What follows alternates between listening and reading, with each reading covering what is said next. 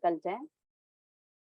He told his friends that he had decided to retire. He told his friends of के बाद बेटा लिखोगे of his decision to retire. He told his friends of his decision to retire. ठीक है? He told his friends that he had decided to retire. Begin with he told his friends of. तो of के बाद क्या लिखोगे? His decision to retire. Second sentence क्या था? The time of his arrival is uncertain. हाँ बेटा मैंने देखा Bharti, that is why I am recording it. तो बीच में कुछ मिस होता है तुम्हारा तो फिर मैं रिकॉर्डिंग शेयर करूंगी. The time of his arrival is uncertain. बेटा begin with there is no saying. SAYING. There is no saying. There is no saying किसकी जगह आया है? Uncertain की जगह. अब हमें सिर्फ क्या लिखना है सेंटेंस में? The time of his arrival. तो बेटा आप इसको लिखोगे there is no saying when he will arrive. When he will arrive. Ma'am ऐसा लिख दें there is no saying about the time of his arrival. नहीं, about the time of his arrival नहीं, when he will arrive.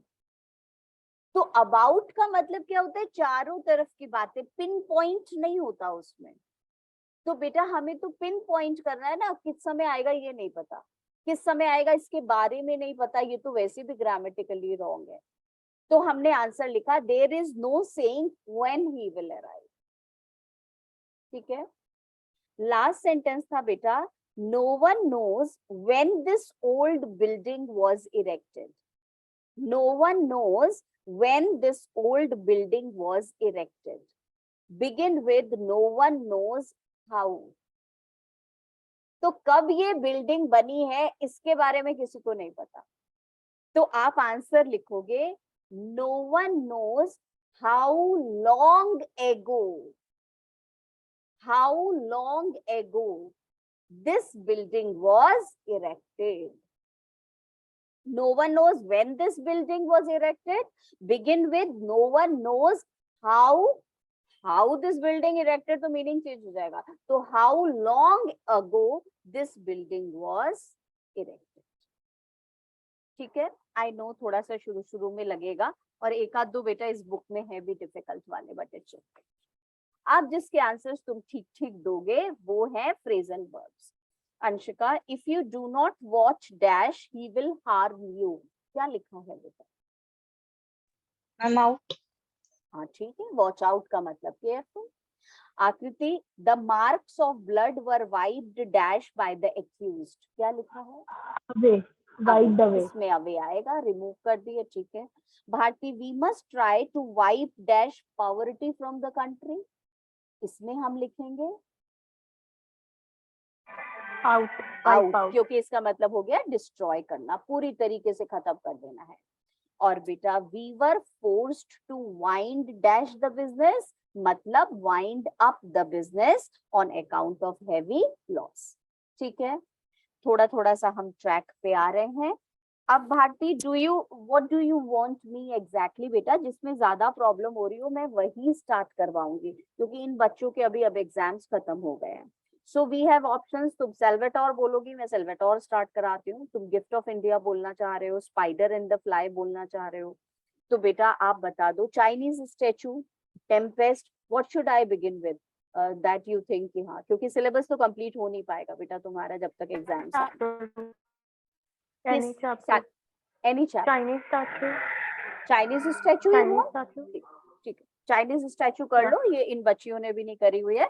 और बेटा पहले मैं थोड़ा, Chinese statue is very long, तो मैं चाइनीज स्टैचू के साथ तुम्हें दूसरा भी पोएम्स भी दोनों साइड बाय साइड कराऊं, क्योंकि अगर हम सिर्फ चाइनीज स्टैचू करेंगे बेटा तो वो पूरी की पूरी कंप्लीट नहीं हो पाएगी, बहुत सारी है और बुक में से पढ़ना भी जरूरी है. तो बेटा चाइनीज स्टैचू मैं शुरू कराऊंगी और मैं उसके नोट्स के थ्रू तुम्हें कंप्लीट भी करा दूंगी चाइनीज स्टैचू पूरी की पूरी. पर बुक में से जब हम करेंगे तो हम उसके साइड बाय साइड बेटा या तो टेम्पेस्ट ले लेंगे या पोएम्स ले लेंगे। अब आप आ जाओ, कुछ किताब विताब मत खोलो, आप सिर्फ एक बात सुनो चाइनीज स्टैचू के बारे में। ये स्टोरी जो है बेटा, इसमें एक वर्ड याद रखना हमेशा, the Chinese statue is a story which is a nested fiction.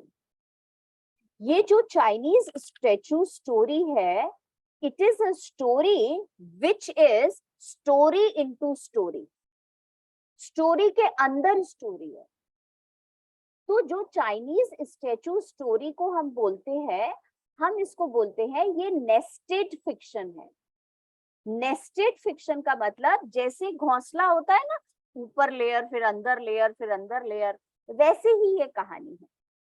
तो एक स्टोरी है बेटा आउटर स्टोरी, जिसे तुम बोलोगे फ्रेम स्टोरी, और दूसरी है बेटा कोर स्टोरी, मतलब सेंट्रल स्टोरी। तो Chinese statue is the story which is told in a way of nested fiction, story into story। जो चाइनीज स्टैचू की फ्रेम स्टोरी है, वहां हमें एक चाइनीज स्टैचू दिखाई देती है ऑक्शन हाउस में, जहां वो नीलाम होने के लिए आई है। और बेटा ये एंटीक पीस है, और ये चाइनीज स्टैचू यहाँ आई कैसे है, ये इसका आंसर हमें कोर स्टोरी में मिलेगा, सेंट्रल स्टोरी में मिलेगा। तो फ्रेम स्टोरी हमें क्यूरोसिटी देती है, और उस क्यूरोसिटी को सेटिस्फाई करती है कोर स्टोरी, सेंट्रल स्टोरी। ठीक है। अब बेटा जब आप चाइनीज स्टैचू पढ़ोगे तो इसमें आपको कैरेक्टर्स भी पता होने चाहिए। तो बेटा इसमें बड़ा प्यारा है, इसमें हमारे जो फ्रेम स्टोरी है उसमें दो कैरेक्टर्स हैं। जो कहानी की शुरुआत होगी उसमें है हमारा नरेटर, जो हमें कहानी सुना रहा है, द नरेटर। और दूसरा है बेटा Alex Heathcote.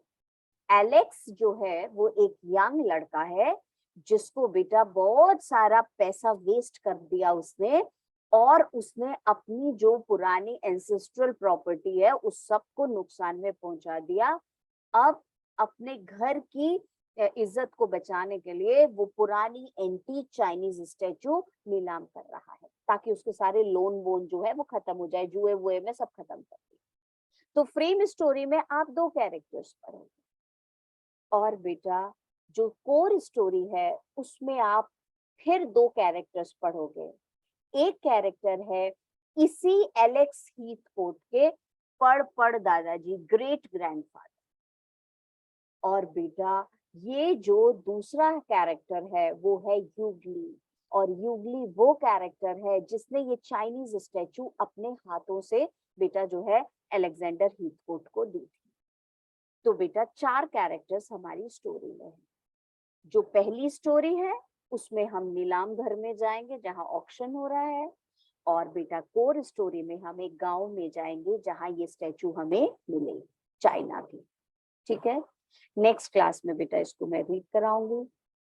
C you on Friday. Bye.